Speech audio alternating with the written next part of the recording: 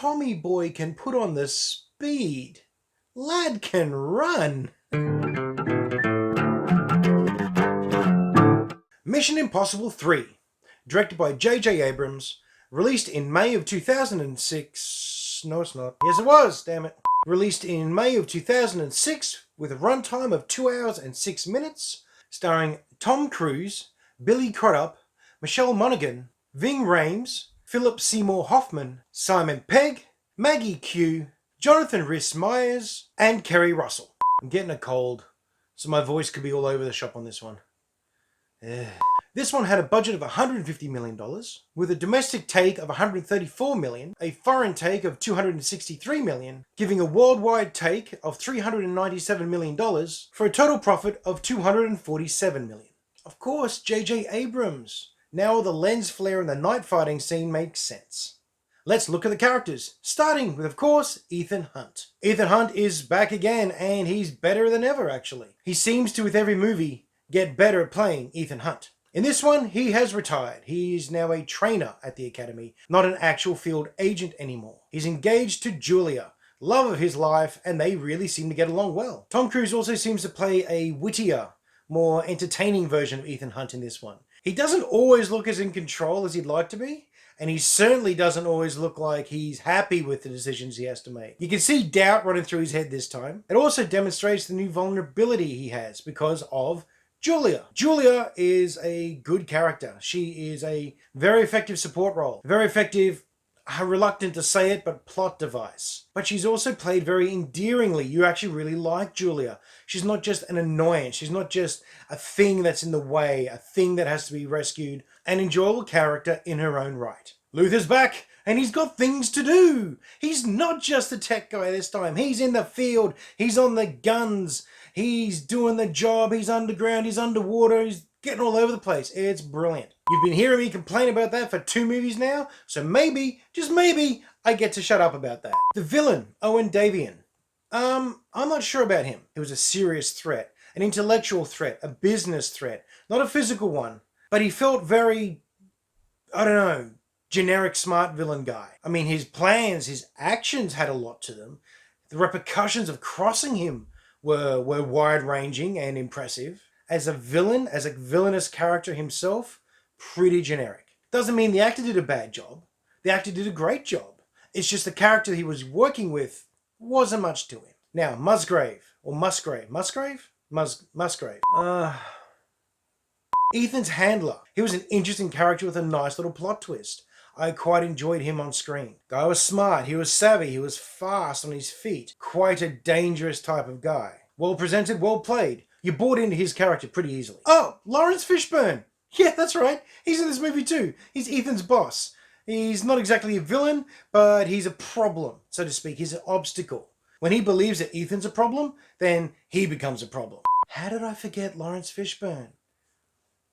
Much better use of a superstar cameo than Sir Anthony Hopkins from the previous movie. Now for the other 2 members of Hunt's team, you've got Zeng and Declan. Both are very cool support characters. I really enjoyed having them in the movie. Oh, and by support, I mean integral, structural support. Zen I really liked. Maggie Q did a great job on her. Probably the most proficient in the team, to be honest. She really on top of her game. Declan felt like a wild card. Declan was a lot of fun. Whilst just as good as what he did, he was the more joker of the group. He was the less serious member. But as a whole, the team played really well. They felt like a tight-knit group. They really presented like a veteran team.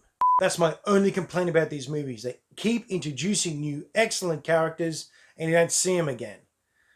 Really annoying. Lindsay Farris, nice character. Really wanted to see more of her character. You wanted to know more about her. You don't get much with her. She really is just a plot device, unfortunately. But like nearly every other character in this movie, you wanted more from them. Does get a bunch of flashbacks, which is nice too. Actually, for a plot device support character, she gets a lot of background work. And that leaves us with Simon Pegg as Benji, a very, very Simon Pegg sort of role. It's Scotty on Earth. Really. You call him comic relief, but there was more to him than that. But in both the humour and all the technical aspects of the character's role, does it very nicely. Well, overall, these characters are great. They are a lot of fun. You pretty much invested in every single one of them. Even the villain, like I said, whilst being very generic, he's got such a presence and a danger to him that you like to see him on screen as well. You want to see where all this is going with this character. In fact, all of the characters. You want more from everyone. You want to see another scene with those guys and another scene with that one. Watching them work together, quip together, fight together, get into and out of trouble together. These are sort of the well-written characters that you want in a book or in a computer game. You really buy into them all, and I was quite impressed the whole way through how much I was enjoying their presence on screen. I'm going to go ahead and give characters a 3.5. Story. Okay, so this is pretty much a MacGuffin chase with a vengeance catalyst. It's one of the simplest styles of story, but it's also a highly engaging one. Fast when it needs to be, lulls as required, takes the time to tell the story, and then gets back to the action, just in case you might be getting bored. There's this canister full of mystery goo. Bad guys got it, the good guys want it, and now we're chasing it. And of course, you've got the bad guy coming up with schemes to keep it away from Ethan. Ethan getting smart and getting it from him. Bad guy getting captured, interrogated, gets very angry about this, and flips the table by kidnapping, of course, Julia. Like I said, she ends up being a bit of a plot device.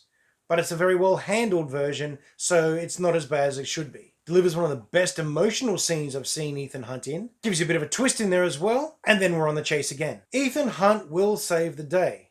But even for a Mission Impossible movie, you're scratching your head a few times going, yes, but how? And then when they come up with the how, you've got all of the team and Ethan standing around going, yes, but why? For one sequence in particular, in Shanghai, Ethan had to convince himself as much as he had to convince everyone else that this was a good plan. And honestly, there's not much more to the story than that. It's set piece, set piece, set piece, chase, chase, chase, victory. It's a very simple story, like I said. But gee, it's a good ride. You have a very good time with this very simple concept. You have a very good time with a very simple concept. And action. Every sequence, every heist, every con, every operation that they go on, it's good. The Berlin Rescue is madness. It's just so much fun. And I want some of that hardware. Oh my goodness. It's a sort of action opener that usually most movies will close with. You honestly don't know how many of the IMF force are going to come out of this one. At one stage, it looks like Tom's going to lose half his team. And that's a legitimate concern because they've done that to you before. Playing with my emotions, getting me attached to support characters. Very mean. I do it to my D&D crew all the time. The Job in the Vatican. That was a well-done operation with some good moments of tension, a great little funny moment, but on the whole, it's like the IMF operating at their smoothest. Tick-tock, clockwork, very clever. And maximum Luther engagement. This is the most Luther has to do in any sequence I've seen him in. The bridge assault where a villain is rescued from transport, that's crazy. That's a crazy action sequence. Again, you're worried for half the crew. You're very worried for the civilians that are caught up in the middle of it. It's just nuts. I mean, the whole sequence is incredibly action movie unrealistic. But they just keep it pumping along that you don't notice. And if you do notice, you don't care. And as I mentioned before, Shanghai. That's madness. What they do to get onto the roof of this flaming building is nuts. Everyone knows it's nuts. And the look on Ethan's face as he's not only considering it and then doing it, but it actually works, just pays it all off. It goes from one rooftop to the building, then from the building to the street, in cars, on foot, back in cars again. It goes bananas.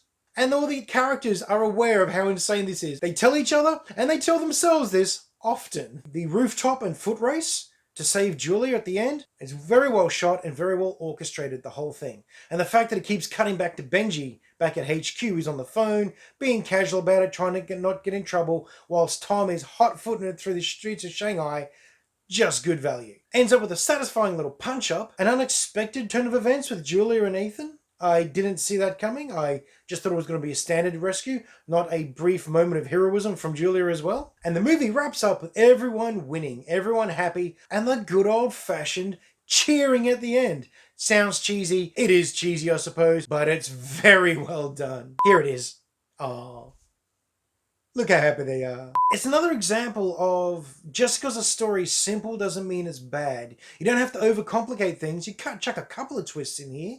Couple little turns, but still, you don't need much. If it's well done, you're on board. And this you're on board for. This is a very easy 3. Look and feel. Quite simply, it's got the Mission Impossible polish. All the set pieces, all the locations, it's your masks and your gadgets and your goodies. Cars, boats, planes, extensive plans, your setup sequence, your mission montage. It's all there. All backed up by the very excellent musical choices. Slow-mo's back, but it's well used. We got some good slow-mo this time. And of course, return of the starfish maneuver. Seriously, it's all the fun we love in these movies. Tom's airport disguise cracked me up. I couldn't get over that. I was giggling for a while. The way they roll the camera around in some of these shots, the way they just maneuver the camera to make it feel like everything's moving and vibrant and happening. Like I said before, very Jason Bourne in many respects, just without the shaky cam. Ow. The home and family environment that Ethan finds himself in and all the people around him and everything about it, it really feels warm. It really feels like everyone's happy there. You can see why Ethan doesn't want to leave. Oh, and my wife got very excited when Kate reappeared suddenly. I don't think she's ever recovered from her death in NCIS. I really don't think she did. I don't know if I should put this in the look and feel, but man, when Tom runs, that boy motors along. It just felt like he was hooking along and whatever camera rig they're using to keep up with him had to work at that.